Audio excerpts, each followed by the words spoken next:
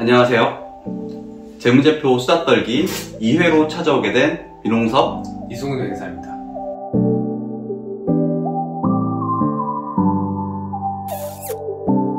네, 결국 2회로 돌아왔군요. 네, 돌아왔습니다. 네.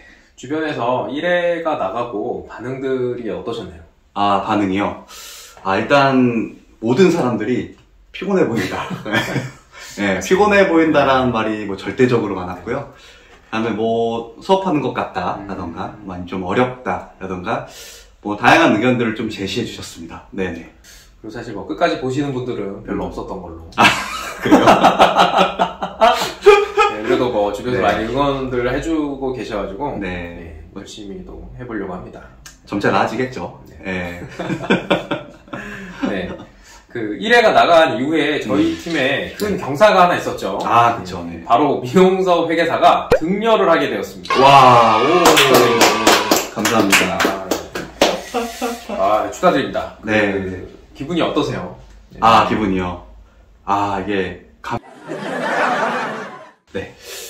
어쨌든 저희가 이제 아기가 이제 태어나고 나서 살면서 한 번도 이제 관심을 갖지 않았던 이제 물건들에 대해서 처음으로 사보기도 하고 그러고 있습니다. 근데 그 중에서 이제 하나가 바로 이 애기 옷, 유아복인데요.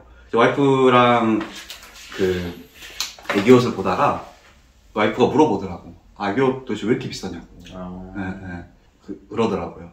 어차피 그냥 유튜브 하기로 한번 한 거, 그러면 아기 옷 만드는 회사 한번 얘기해봐라. 네.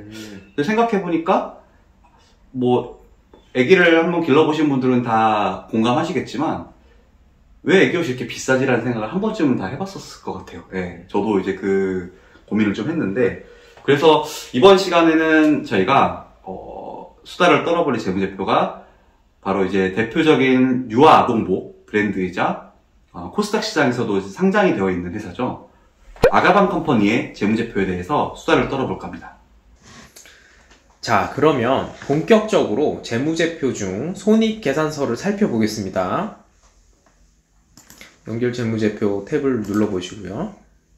그러면 아래쪽에 연결 포괄 손익계산서가 있고 여기에 매출액 및 매출원가, 판매관리비, 영업이익이 적혀있는 것을 볼 수 있습니다. 잠시 살펴보면 2021년 아가방행 컴퍼니의 매출액은 1,509억 원, 매출 원가는 655억 원, 판매비와 관리비는 795억 원으로 영업이익이 59억 원 발생한 것을 볼 수 있습니다. 여기서 잠시 매출 원가와 판매관리비의 개념에 대해서 간략히 설명드릴게요. 매출 원가는 매출액에 대응하는 상품 및 제품의 매입 원가 또는 제조 원가를 이야기하고요. 판매비와 관리비의 경우에는 제조 이후에 판매와 관리 활동을 위해 투입된 비용을 얘기합니다. 다시 아가방행 컴퍼니의 경우로 돌아오면 2021년 기준 매출액 대비 매출 원가의 비율은 43%, 매출액 대비 판매비와 관리비의 비율은 53%로 판매비와 관리비의 비율이 굉장히 높은 것을 볼 수 있습니다. 이를 좀 더 자세히 살펴보기 위해서 주석사항의 판매비와 관리비 항목으로 가보겠습니다. 네, 주석 26번 판매비와 관리비 항목을 보시면 판매비와 관리비의 세부 내역을 볼 수 있는데 전체 판관비 795억 원 중에서 가장 눈에 띄는 비용 항목이 하나 있죠. 바로 지급수수료 555억 원입니다. 지급수수료가 차지하는 비중이 전체 판관비 비중의 70% 수준으로 굉장히 높은 것을 볼 수 있습니다. 네, 지급수수료의 비중을 조금 더 자세하게 살펴보기 위해서 제가 최근 5개년의 아가방행 컴퍼니의 손익계산서를 간략하게 정리해보았습니다. 특히 해당 표에서 보시면 매출액이 1128억 원에서 1509억 원까지 변동되는 것을 볼 수 있는데요.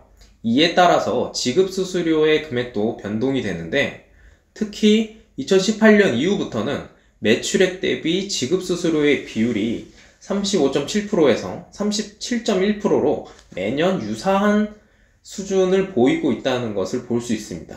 이는 지급 수수료가 매출액에 비례해서 발생하는 비용인 변동비로 판단된다는 것을 알 수 있죠. 변동비와 반대되는 개념은 고정비가 있죠. 이에 대해서 간략히 설명드리자면, 변동비는 매출액의 증감과 함께 변화되는 비용으로 매출액이 늘어날 때 비용도 함께 늘어나며, 매출액이 감소하며 비용도 함께 감소하여 단위당 이익이 일정하다는 특성이 있습니다.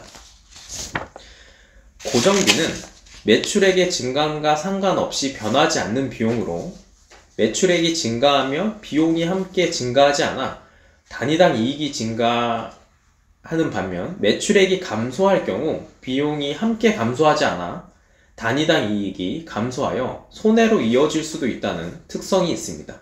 지급 수수료에 대한 세부 내역은 파악할 수 없지만, 통 과정상에서 발생하는 백화점 수수료, 판매사원 수수료 또는 플랫폼 수수료 등의 중간 유통 과정상의 비용이 매출액이 발생할 때마다 비례해서 발생되는 것으로 짐작할 수 있죠.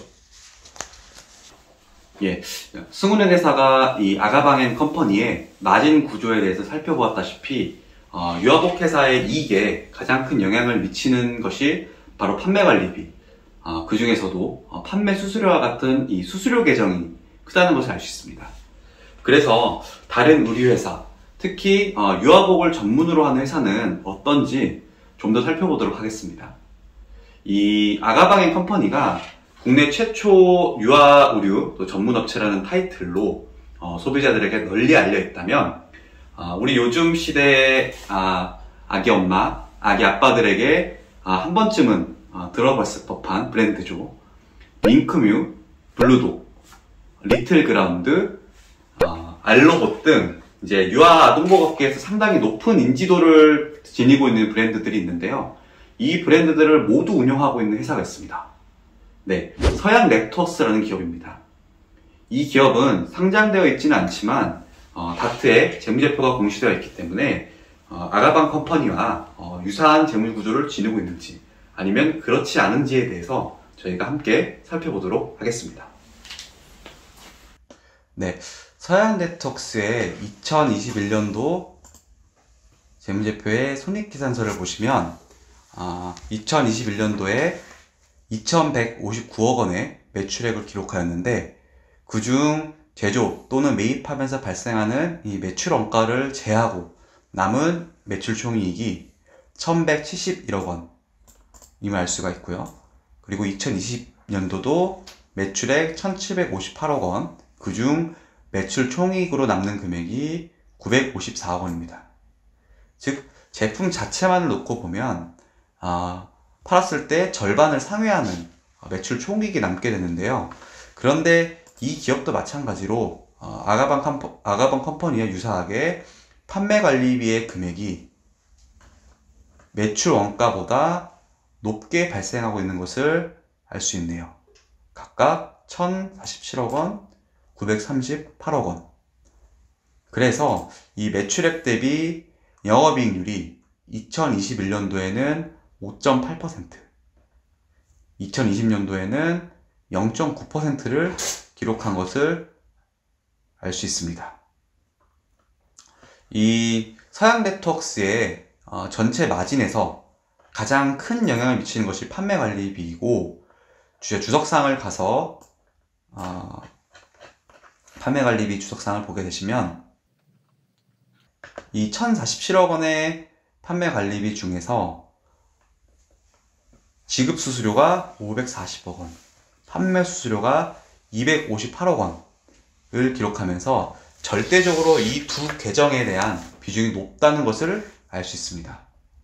물론 이 최근 기사나 리서치에는 원재료 값이 점점 비싸지고 또 물류 운반비가 나날이 상승함에 따라서 회사 실적이 안 좋아지고 있다, 뭐 이런 기사들이 많이 있는데, 사실은 저희가 재무제표를 보게 되면 아가방 컴퍼니와 마찬가지로 온라인보다는 오프라인 매장에 대한 유통 채널 비중이 절대적으로 높은 이 유아복 시장의 구조적인 환경에서 발생할 수밖에 없는 이 숫자의 결과치가 아닌가 싶습니다.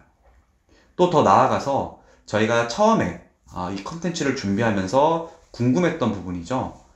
유아복 가격은 왜 소비자 입장에서 상대적으로 좀 높게 체감되는가에 대한 간접적인 답변이 될 수 있지 않을까 싶습니다. 그래서 어쩌면 이 아가방행 컴퍼니도 그러고 이 서양 네트워크스도 그러고 이 두 회사의 사업 보고서나 이제 뭐 각종 그 대표분들의 어떤 인터뷰 이런 것들을 좀 살펴보면은 향후에는 이제 비효율적인 오프라인 매장을 줄여나감과 동시에 온라인 시장으로의 전환을 가속화하겠다라고 이렇게 언급이 되어 있는데요. 모두 이러한 유통 마진, 유통 수수료에 대한 비중을 줄여나가려는 노력을 하고 있는 게 아닌가 싶습니다. 이 역사적 재무제표를 통해서 우리는 많은 것을 유추해 볼 수 있을 것 같습니다. 네, 물론 이 시장에 수많은 의류회사가 있고 또 모든 의류회사들이 저희가 이제 살펴본 아가방행 컴퍼니나 서양 네트워크스와 같은 똑같은 마진 구조, 밸류 체인을 가지고 있지는 않습니다. 예컨대 상장사 중에 우리에게 잘 알려진 브랜드죠. 노스페이스나 나이키 등 OEM 방식, 즉 주문자 상표 제작 방식으로 제조 및 판매를 하는 영원무역이라는 회사가 있는데 이 회사 같은 경우는 앞서 봤던 아가방 컴퍼니나 또 서양 네트워크스와는 사뭇 다른 재무 구조를 가지고 있습니다.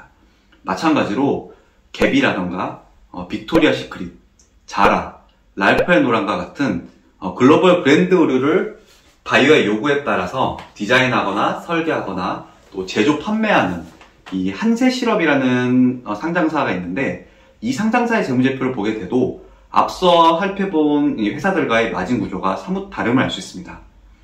영업무역이나 이 한세실업과 같은 회사들은 역사적 재무제표를 깔아보면은 제조원가, 즉 원재료비나 노무비의 비중이 판매 관리비보다 현저하게 높다는 것을 알 수 있습니다. 그리고 이 판관비에 포함되어 있는 수수료 금액도 다른 회사들 대비, 특히 매출액 대비 아주 낮다는 것을 알 수가 있는데요. 역시 같은 의류 기업이라고 하더라도 원재료의 구입부터 제조, 판매까지 이른 이 사업 전반에 걸쳐서 어떠한 전략을 가지고 어떠한 가치 사슬을 보이느냐에 따라서 재무제표에 기록되는 이 손익의 성격이 판이하게 다른다는 것을 저희가 알 수 있습니다. 그래서 이 투자자분들께서도 이 점을 유념해서 각각의 회사의 재무제표를 직접 분석해 보시고 또 회사의 마진율의 가장 중요한 계정은 무엇인지, 그리고 이 중요한 계정이 향후에는 어떻게 변화할 것이고 대내외적인 환경이 어떻게 영향을 끼칠 것인지에 대해서 함께 고민해 보는 것도 아주 좋은 방법이 될 것이라고 생각됩니다. 오늘은 우리 민 회계사의 귀엽고 앙큼한 딸의 출생 덕분이죠. 네. 유아복 회사의 재무제표에 대해 수다를 떨어보는 시간을 가져봤는데요. 네, 유익했습니다. 네. 저는 뭐 근데 개인적인 생각인데 그래도 의식주 중에서 옷값이 제일 싸지 않나. 일단 한 번 사면 여러 번 입으니까. 네. 그거에 비해서 이제 뭐 먹는 거나, 뭐 집값은 집값은 아시다시피. 네. 네, 아빠는 열심히 그러니까 벌어야죠. 네. 네, 오늘의 수다 포인트 우리 훈 회계사님께서 말씀해 주시죠. 네, 오늘의 수다 포인트를 정리해 보겠습니다. 네. 첫 번째, 회사의 영업이익을 결정하는 비용은 크게 제조원가와 판매비와 관리비로 분류된다. 두 번째, 비용의 추이를 보면서 변동비인지 고정비인지 향후 매출액에 따른 마진율의 변화를 분석해보자. 셋째, 같은 의류회사도 전혀 다른 비용 구조를 가질 수 있다. 마진율에 가장 중요한 영향을 끼치는 계정이 무엇인지 살펴보자. 유사한 회사의 비용 구조를 비교해보며 공통점 및 차이점을 분석해보자. 오늘 아무튼 이렇게 또 오늘 형순이 덕분에 주제를 하나 정하고 넘어갑니다. 네, 이제 빨리 또 저는 촬영 마치고 이제 또 우리 딸내미 재우러 가야죠. 오늘은 푹 잘 수 있을까? 다음 촬영 때 더 피곤한 모습으로 찾아뵙겠습니다. 네, 다음 촬영에는 밖에서 여기까지 내려오겠어. 네, 아무튼 시청해주셔서 감사드립니다. 다음 시간에 또 뵙겠습니다. 저희는 미롱섭 이승훈 회계사입니다.